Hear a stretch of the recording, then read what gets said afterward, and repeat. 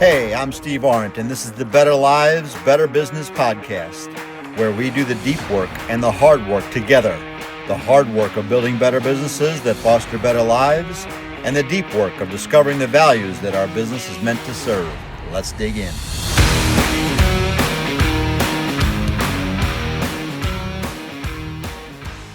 Well, good morning and welcome back. I'm in a particularly reflective mood this morning and been thinking about the podcast so far. We've gotten off the ground. We've got a number of them under our belt. We've had a few great guest speakers, and we've done a lot of good reflection and education. We started off our podcast by reminding ourselves that as entrepreneurs or leaders of businesses or managers of businesses, our business is a gift, and often reflect back upon when you started your business. You were excited about something. It was going to change your life. It was going to change the life of those around you. You're going to do better for the world, some version of that. And so often we fast forward into these businesses a few years and things got changed around. And we've forgotten about that vision. We forgot about that hope, about that excitement that we had. And the business can seem to be running you. And we can go on for a lifetime that way unless we stop and we reflect on why did we get into this business? Why are we doing it? What's the purpose of this business? And I would propose to you that the business is a gift.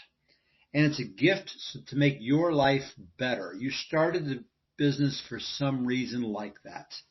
And that's something we should never forget.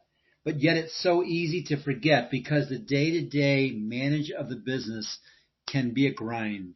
It can overcome us. We can become so focused on the actions that have to be done that we forget the heart reasons, the reasons that we got involved with the business in the first place, the joy that it used to bring us. The joy turns into grind, and the grind becomes every day, and it becomes our new normal.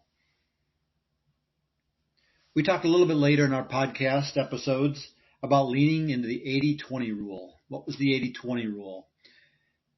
There's a rule out there. It's kind of unproven, but if you take a look around in your world, you'll kind of see it. It's called the 80-20 rule.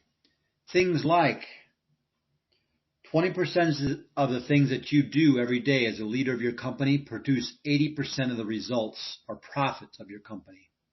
Sit back and think about that. There are a few things in your day that you do that really move the needle. I bet you it won't take you long to figure that out. It's things like 20% of your employees do 80% of your work, or 20% of your customers produce 80% of your profits. Now, as a leader of the company, wouldn't it behoove us to take a moment and reflect upon those efforts that produce 80% of our results? Not only reflect on them, but get rid of those other efforts that produce minimal results or minimal profits. It takes time and it takes reflection to do that. And it takes a constant effort.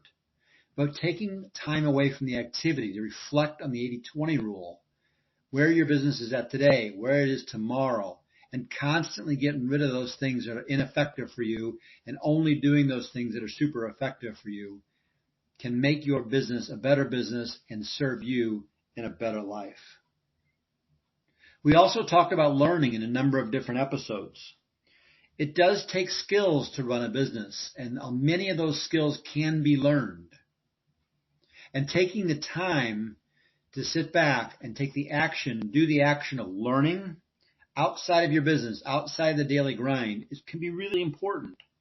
Specifically in the finances, we had a whole episode on finances and developing KPIs, key performance indicators in your business that can be a part of your dashboard so you as the leader can take a look at it and know how healthy your business is, how well it's doing, how well it's meeting those key performance indicators to move it along in a profitable sense and in a healthy sense.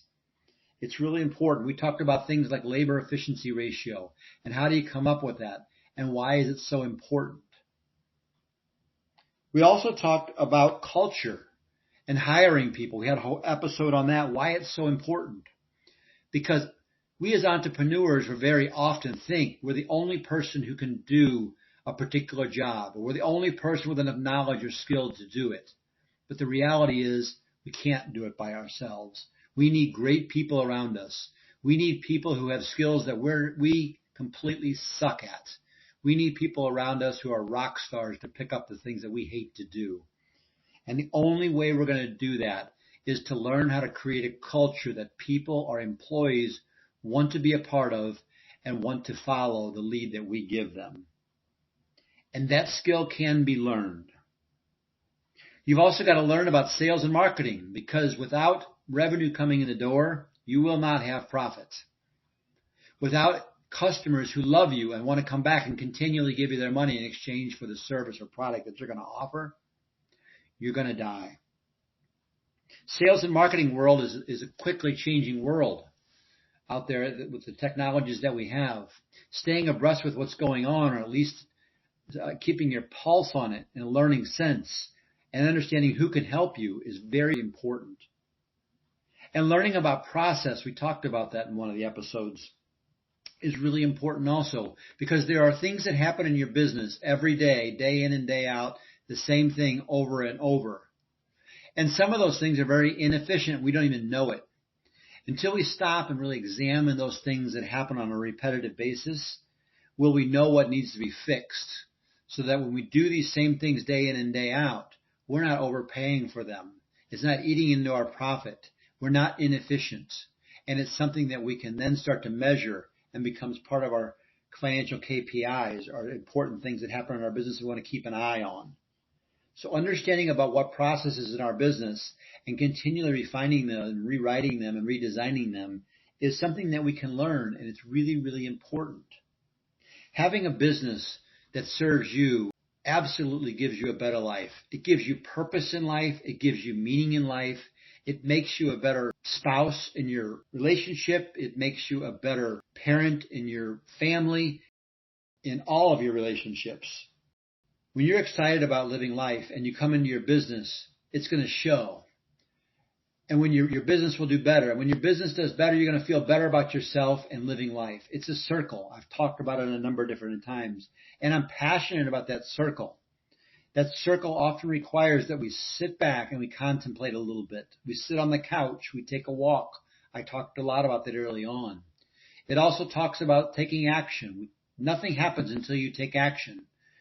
But all action with no contemplation just ends up spinning our wheels, spending a lot of energy going nowhere.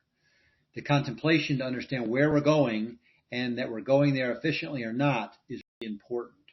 So bringing those two things together, the contemplation and action in our business, will lead to a better life and will give us a better business so that we can live and be the person that we want to be. Because our business is a gift. I'm passionate about all this stuff. Thanks for listening. We'll talk to you next week. This is Steve Arendt. Until next week, goodbye.